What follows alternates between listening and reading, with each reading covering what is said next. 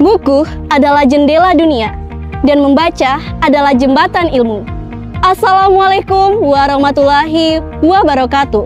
Shalom, Om Swastiastu, Namo Buddhaya, dan salam kebajikan.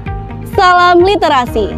Halo teman-teman semua, perkenalkan nama saya Rizka Ramadhani dari SMA Negeri 1 Konawe Selatan. Pada video kali ini, saya akan meresensi sebuah buku dengan judul Madilog Tan Malaka. Selamat menyaksikan. Buku Madilog ditulis oleh Tan Malaka yang diterbitkan oleh penerbit Narasi pada tahun 1943 dengan jumlah halaman 566 halaman. Lalu, siapakah tokoh Tan Malaka itu dan mengapa buku ini penting? Tan Malaka adalah seorang tokoh revolusioner dan intelektual bangsa yang dikenal karena perjuangannya dalam bidang pemikiran dan kemerdekaan bangsa Indonesia. Tan Malaka juga menulis beberapa karya penting terkait masalah sosial dan politik, di mana karyanya yang paling berpengaruh adalah buku Madilog ini. Dalam buku ini, Tan Malaka mengajak kita untuk meninggalkan cara berpikir yang mistis dan dogmatis menjadi berpikir lebih yang rasional dan kritis. Bagaimana dengan isi dari buku Madilog ini? Jadi, buku ini berisikan tentang 3 cara berpikir utama.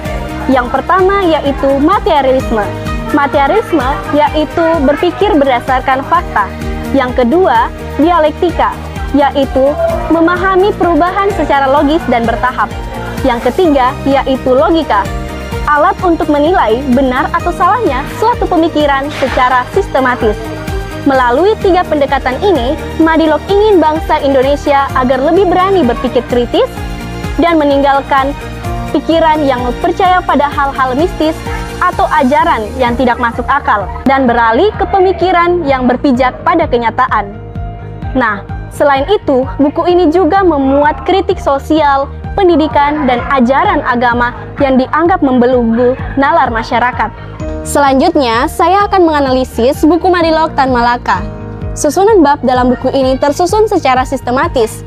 Tan Malaka memulai dengan memperkenalkan konsep materialisme, kemudian dialektika, dan terakhir logika.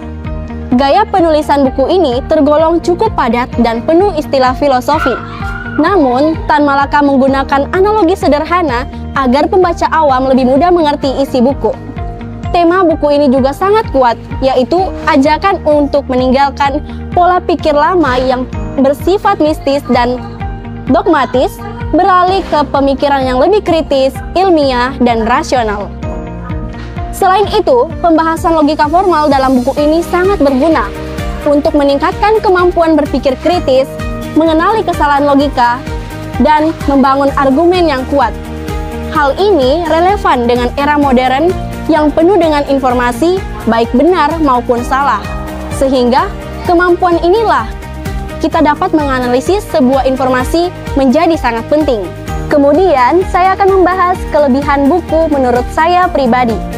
Yang pertama, kelebihan ada pada sampul buku ini, dengan warna merah sebagai warna dasar dan gambar Tan Malaka. Pada buku ini memberikan kesan misterius bagi calon pembaca, sehingga tertarik untuk membaca isi buku ini.